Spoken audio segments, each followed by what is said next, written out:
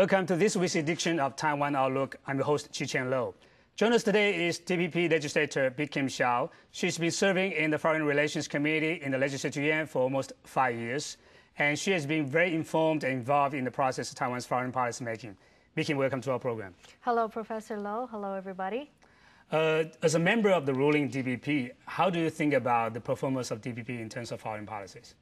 Well, the DPP, since coming to government in the year 2000, we've tried to promote a foreign policy based on the reality of Taiwan's existence as a sovereign, independent country. And this is a very dramatic change from the past, where the KMT saw itself as the legitimate government of all of China and would not tolerate two representations of both Taiwan and China in the same international organizations. The KMT had a policy, what they called the Chinese and the bandits do not coexist. That's right. And so wherever China was represented, the KMT would either be expelled, or I'm sorry, the previous government be expelled or voluntarily withdraw. Yeah. They didn't want to be represented together.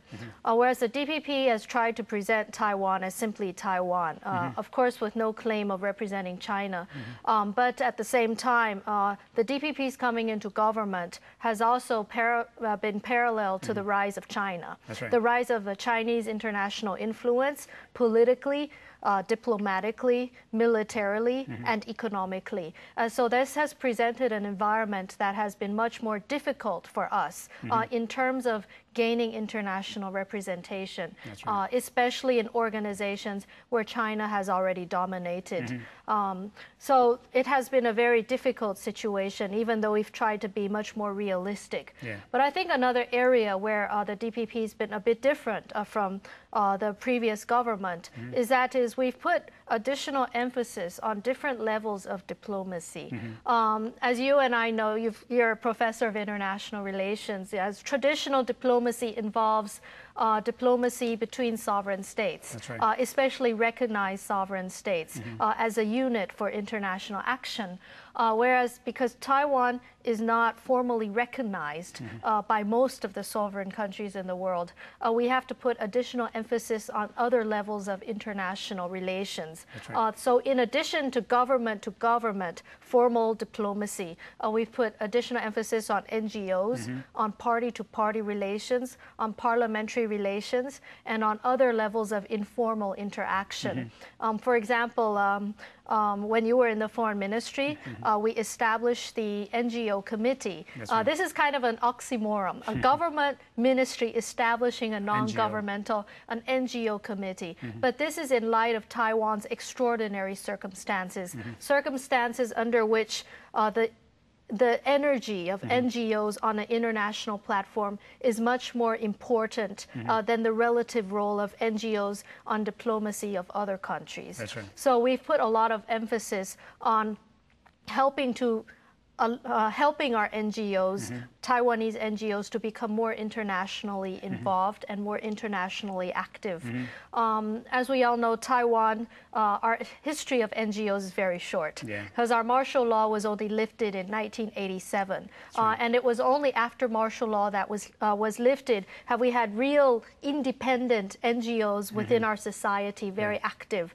So our NGOs are younger, much younger than NGOs of other mature democracies, and our NGOs might not have as much experience as the NGOs of other countries in terms of international relations. And so our government has provided a mechanism to provide a little more support to our NGOs, as well as some training. Our Diplomacy Training Institute not only trains diplomats, but we provide the facilities and the opportunities to also train people from NGO sectors and other sectors to become more internationally active. We'll talk about NGO later, but in terms of the official diplomacy with other countries, as you say that Taiwan doesn't want to be engaged in some sort of zero-sum competition with the PRC, but apparently Beijing is still engaging in this kind of either-or competition with Taiwan.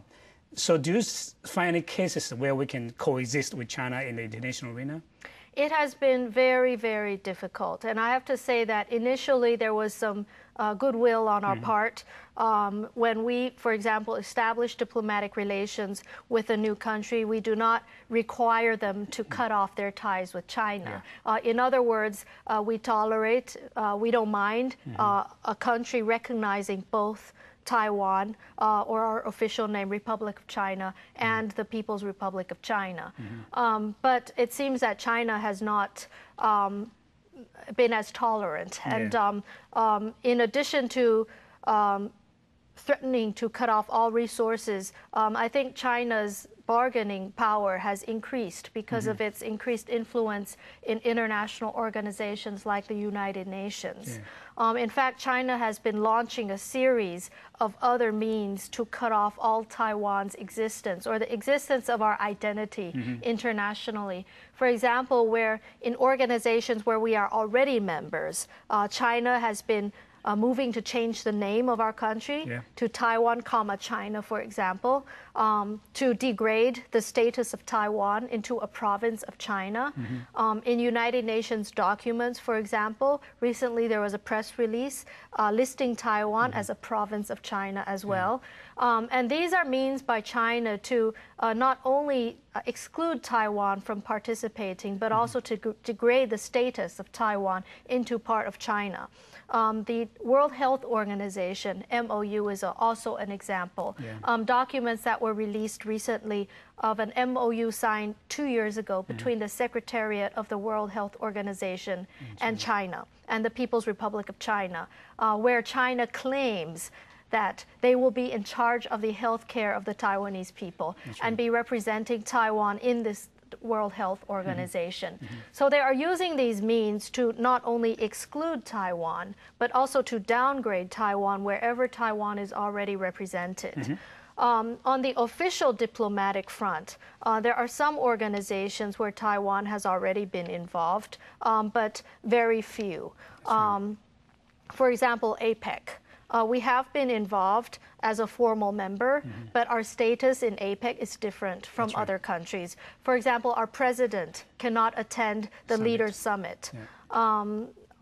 Our ministers, our foreign minister does not attend the foreign ministerial meetings. Our economics and financial ministers have been attending, but it's been very difficult for Taiwan to even host major meetings. For example, to host a summit of APEC would be very difficult for Taiwan.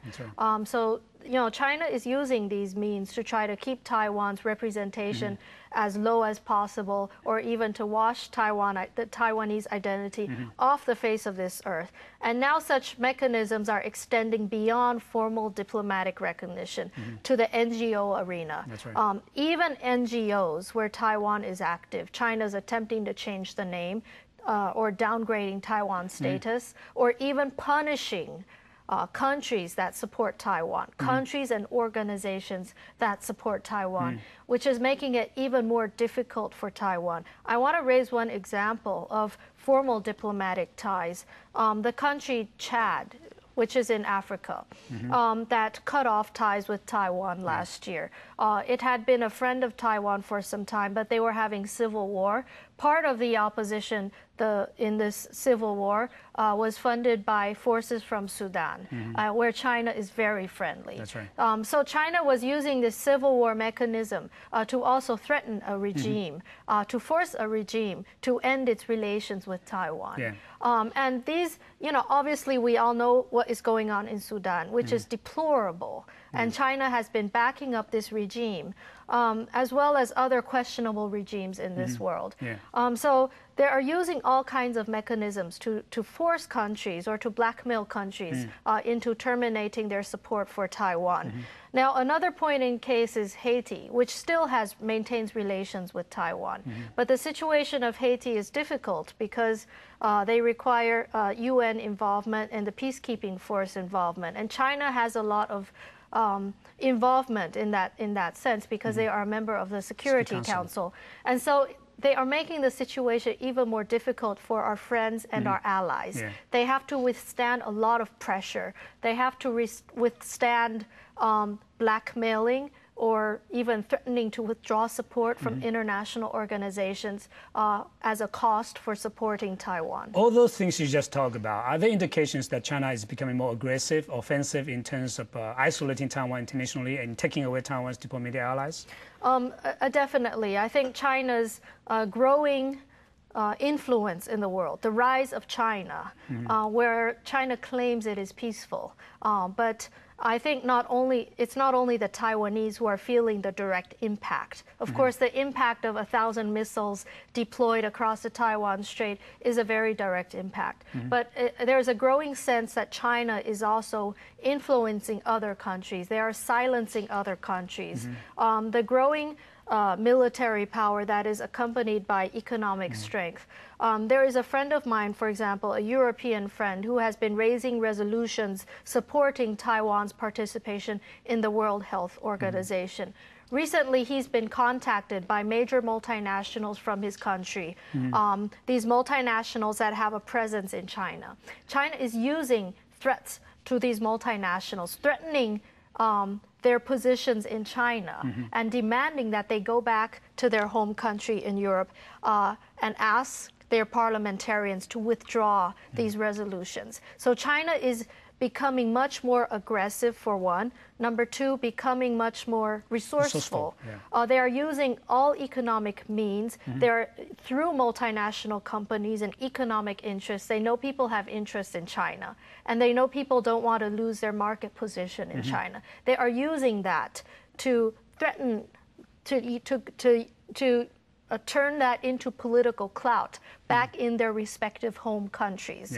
And so this is the greatest irony. We know that a lot of European countries and America, they argue that they need to engage with China, and eventually China will change. Once China develops economically, that eventually it will bring about democracy to China. But what we see is China is changing and silencing these countries more than these countries are changing China. But if that is what is happening in the international community, and then Taiwan seems to be on the losing side. You know, in the long run, some people say that there is no way that Taiwan can engage in any diplomatic competition with the PRC.